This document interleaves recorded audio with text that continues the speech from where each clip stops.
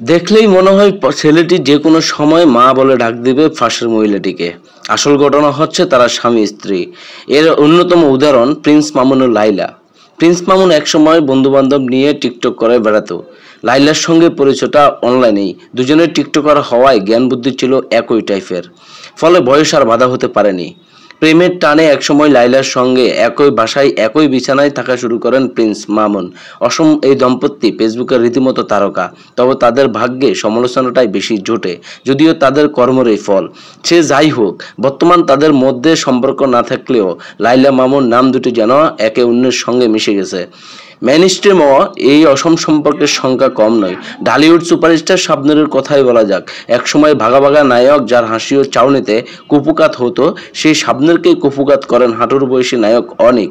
অনিকের প্রেমে এতটাই মজা যান যে তাকে জীবনসঙ্গী করে সুপারস্টার নায়িকা মিডিয়া ছেড়ে পাড়ি জমান অস্ট্রেলিয়ায়। ক্যাঙ্গারুর দেশে পাতেন স্বপ্নের সংসার। দুজনের ঘরে আলো করে জন্ম নেয় একটি পুত্র সন্তান। তবে বছর কয়েক পর সংসারটাই ভেঙে যায় তার। পরকীয়ার অভিযোগ এনে অনিককে ডিভোর্স দেন শাবনূর। বাবার বয়সীদের মন আনচান করে পূর্ণিমার জন্য। হাঁটুর বয়সীদের তো হার্টবিট বেড়ে যায় তাকে দেখে। সেই কারণেই হয়তো হাঁটুর বয়সী একজন হার্টবিট ঠিক রাখার দায়িত্ব নিয়েছেন এই নায়িকা। বিয়ে করেছেন বয়সে ছোট ব্যবসায়ী আশফাকুর রহমান রবিনকে। এরই মধ্যে পূর্ণ হয়েছে তাদের বিয়ে ৩ বছর। সামাজিক মাধ্যমে বয়সে ছোট স্বামীর সঙ্গে একান্ত মুহূর্তের ছবিগুলো দেখে বোঝা যায় পূর্ণিমা হাঁটুর বয়সী স্বামী নিয়ে বেশ সুখেই সংসার করছেন। ঢালিউড অভিনেত্রী মুনমুনও বিয়ে করছেন বয়সে ছোট এক যুবককে। মীর মোশাররফ হোসেন নামের সে তরুণের সঙ্গে ১ দশক ধরে সংসার করছেন। তবে শেষমেশ বিচ্ছেদ দিয়ে হয়েছে শেষ। শখের মডেল ছিলেন মুনমুনের কম বয়সী স্বামী। যাত্রায় মুনমুনের সঙ্গে করতেন পারফর্ম, সেখান থেকেই পরিচয়, যা পরে গড়ায় প্রেম ও বিয়েতে। সিনেমায় ঝোঁক ছিল মুনমুনের অল্প বয়সী স্বামীর। পরিবারকে সময় না দিয়ে দৌড়াতেন সেদিকেই। বিষয়টি মেনে নেননি মুনমুন। সে কারণে নিজের জীবন থেকে আউট করে দেন। অসময়ে বিয়ের পথে শুধু জনপ্রিয়রাই হাঁটেননি, হেঁটেছেন কিংবদন্তিরাও। নাম শুনলে অনেকেই থমকে যান, ভাববেন তিনিও এমন কাজ করতে পারলেন। বলছিলাম নন্দিতা অভিনেত্রী শোভনা মোস্তফার কথা। ভালোবেসে হাত ধরেছিলেন হুমায়ুন ফরিদির। হুমায়ুন ফরিদিও তার টানে সন্তানসহ স্ত্রীকে ছেড়ে বেঁধেছিলেন নতুন ঘর।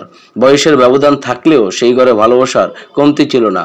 তবে সময়ের সঙ্গে সঙ্গে সে ভালোবাসা যেন কমে যায়।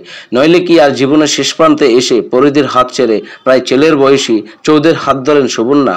সে সময় পরিধির সঙ্গে বিচ্ছেদের মতে আলোড়ন তুলেছিলেন বয়সের ছোট শহীদের সঙ্গে শোভনার বিয়ে। তবে সেসব বুড়ো আঙ্গুল দেখিয়ে সুখে শান্তিতে ঘর করেছেন দুজন। ১ দশক পার করেছেন এক ছাদের নিচে। শোভনাও আগে এই পথে হেঁটেছিলেন কিংবদন্তি অভিনেত্রী রোজি আফসারি। ১৯৮৫ সালে বিয়ে করেছিলেন বয়সের ছোট চলচ্চিত্র নির্মাতা মালেক আফসারিকে। এটি ছিল নায়িকার দ্বিতীয় বিয়ে। মালেক ও রোজির ঘরে রয়েছে এক সন্তান। জীবনের শেষ দিন পর্যন্ত মালেকের সঙ্গে সংসার করেছেন।